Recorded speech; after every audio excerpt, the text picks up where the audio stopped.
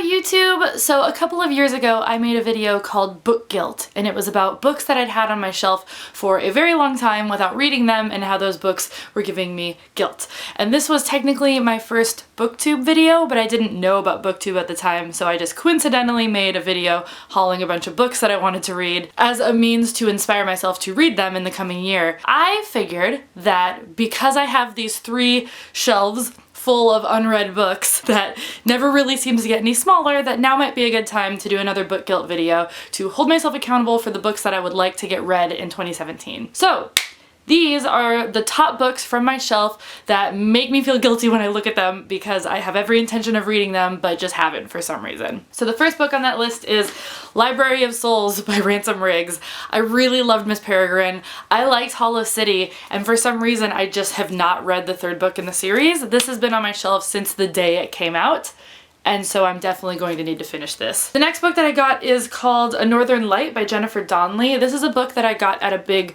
half-price books warehouse sale. It was $2, and every single time I do a book purge, this book manages to slip through and stay on my shelf. So I just feel like one of these days I should probably just read it. The next book on this list is Their Fractured Light by Amy Kaufman and Meagan. This is the 3rd book in the Starbound series. I haven't actually read Their Shattered World yet, which is the 2nd one, but I'm planning to read it for Holiday Booktubeathon, so hopefully I'll finish that one and then finally get on to read this one.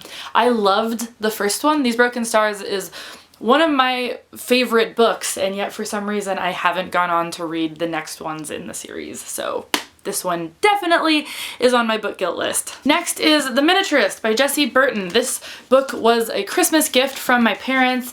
I thought it sounded awesome, and I really love like miniatures. I love little houses with little appliances and furniture and all of that, and so this seems like a really great book to read, which is why I asked for it, and yet I haven't read it yet. So I want to branch out a little bit more in my reading tastes in 2017, and so I think that's a good excuse to finally pick up this one. This is the book that Penguin sent me, I believe, in this past year. I actually don't really know much about it. I know that it's sad. I believe it's a historical fiction book, and I've heard really great things about it. I had every intention to read it back when I first got it, and then it just sort of slipped my mind. So this one is going to the top of my TBR list for 2017. Some of these I feel really guilty about. For instance, The Ask and the Answer by Patrick Ness is a book that I am already this far into. I read all of this in one day, actually, when I had to go wait in the waiting room to potentially have jury duty. I read all of this in one day, and then I never picked it up again because I got put on a case and it was too intense for me to read an equally intense book. So I put it down and I never picked it back up, but I really, really loved The Knife of Never Letting Go, and I would like to make my way through this series. So I'm gonna maybe start this book over, but hopefully get through it and the next one in 2017. This is Speak by Laurie Halse Anderson. This is probably the book that I've had on my shelf the longest. I think I've owned this book since high school, and I haven't read it yet. I got it for a 3-for-2 deal at Barnes & Noble. This is just one of those books that's so highly acclaimed that I can't believe I haven't read it yet, but it's another one where I know that it's heart-wrenching, and I never really think, I'm in the mood for a heart-wrenching story, let's do this, but I would like to be able to say that I've read this book. The next book is Me and Earl and the Dying Girl. This is a book that when I went to go see the movie, which I loved and thought was fabulous, I immediately walked downstairs to the Barnes & Noble beneath the movie theater and picked up the book because I wanted to see how it was different and how it was the same. And then I just never read it because I knew how it ended. And so that's not really the point. You kind of get what's gonna happen because of the title, but I would really like to go back and read this book, also because I just really appreciate a bold cover, and this is definitely a bold cover. Next on my list is Station 11 by Emily St. John Mandel. This is a book that I started reading and loved and put down for some reason. I was this far into it, and I was reading it on an airplane, and then for some reason I just stopped, and I don't understand why, and I don't get how these things happen. But this is a National Book Award finalist. It's a really great book so far, and I really want to know how it ends.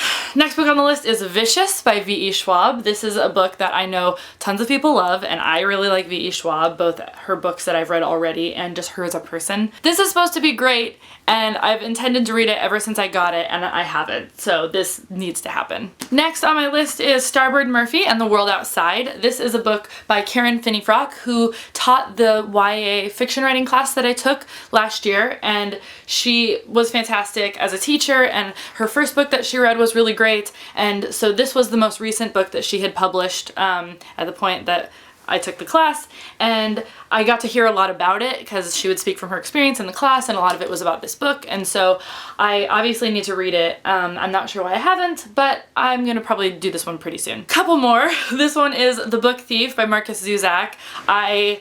I'm embarrassed that I haven't read this. It's a lot of people's favorite book. This is a book that I actually got out of my street's free little library. Normally I just put books in the free little library and I very rarely take them out because I believe that people around me probably need new books more than I do, but this one was in there and I had to take it because I've never read it and I know that it's a fantastic book that a lot of people love, and this needs to be on my list of books that I've read. This is 13 Chairs by Dave Shelton. This is also one that I got at Half Price Books, and it's just a really bizarre book. It has all of these chairs, 12 of them probably, that are black, and this one white one down here, and I just thought it looked creepy and awesome and weird, and then I proceeded to never read it, and it's like the shortest book ever. So this one will be a quick read, maybe for a readathon.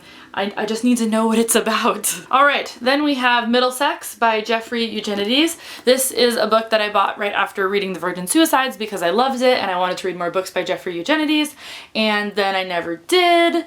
So this is another book that I feel falls into my branching out thing that I'm trying to do in 2017. I don't read as many adult books as I would like, and I've heard great things about this book, so I'm hoping to get to this one. And the last book on my list, I have way more up there on the bookshelves, but at least ones that I'm really hoping to get to in 2017 is Yes Please by Amy Poehler. I have the physical copy of this book. It was also a Christmas gift, but I've heard that the audiobook is really great, so I'll probably do the audiobook for this one, but I like that I have this to follow along and look at pictures and everything, because in memoirs like this, it can be kind of a bummer that you don't have the pictures. And that is it. There will be many more books that I read in 2017. A lot of things that are going to be very important to me in 2017 are not getting hung up on the number of books that I read. I think that Goodreads challenges are great, but I'm going to set mine very low this year, probably only at about 40 books, because I don't want that added stress on my reading. I also want to read a lot more diverse books, and I'm really appreciating the movement going on right now that's hashtag Own Voices, which is books about marginalized groups written by people within those marginalized groups, and I think that having people tell stories from their own voices is so important, and I really look forward to reading many more books that fall into that category. I would love for you to give me book recommendations down below for great diverse books that you've read, especially if they fall into that own voices category. And let me know what books you're really hoping to read in 2017, any fun releases that are coming out that you're really excited for. I can't wait to make more videos in 2017 than I did this year, and talk with you guys about all the great books that we're reading, and everything will be wonderful. Alright, thank you guys so much for watching. I'm gonna put all these books back up on my shelf and hopefully start reading them. I'll see you guys later. Bye.